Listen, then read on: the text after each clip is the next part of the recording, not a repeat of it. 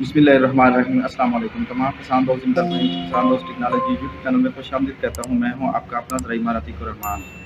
تو بارشوں کے بعد اگیتی کپاس کے اندر کچھ بیماریاں پیدا ہو گئی ہیں، جس کی وجہ سے فصل کی گروتھ اور اس کے اوپر پیلا پن ظاہر ہو گیا ہے۔ تو ان بیماریوں کو، ان مسائل کو کنٹرول کرنے کے میں آج بہترین طریقے بتاتا ہوں، کیونکہ اس وقت آپ اس کو کوئی خوراک نہیں دے سکتے۔ کیوں خوراک اس لیے نہیں دی جا سکتی؟ کیونکہ نمی بہت زیادہ موجود ہے فصل کے اندر ویسے ہی پہلے سے ہی۔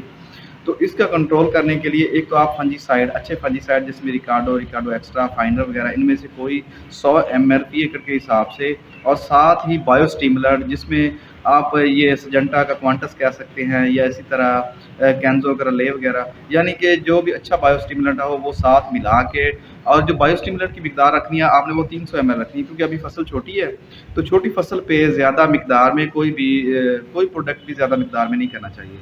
تو اس کا فائدہ یہ ہوگا، ایک تو فصل کی گروتھ بہتر ہو جائے گی، جو اس کے اوپر پیلا پن ظاہر ہو رہا ہے وہ کم ہو جائے گا، اور ساتھ ہی اس کے جو پتے کٹ رہے ہیں وہ بیماری بیکٹیریل بلائٹ کی وجہ سے مسئلہ آ رہا ہے، جلساؤ کی بیماری آ رہی ہے، اس کے اوپر پتے اس کے سکڑ سے رہے ہیں، جل رہے ہیں، تو اس بیماری سے بھی چھٹکارا مل جائے گا۔ تو آج کا میسج ذمہ دار وہیں کے لیے اتنا ہی۔ مزید ساری معلومات حاصل کرنے کے لیے کسان دوست ٹیکنالوجی یوٹیوب چینل کو سبسکرائب کریں، لائک کریں، شیئر کریں، تاکہ ہر آنے والی نئی زرعی معلومات آپ کو بر وقت مل سکے۔ میں ہوں آپ کا اپنا زرعی مہارتی اللہ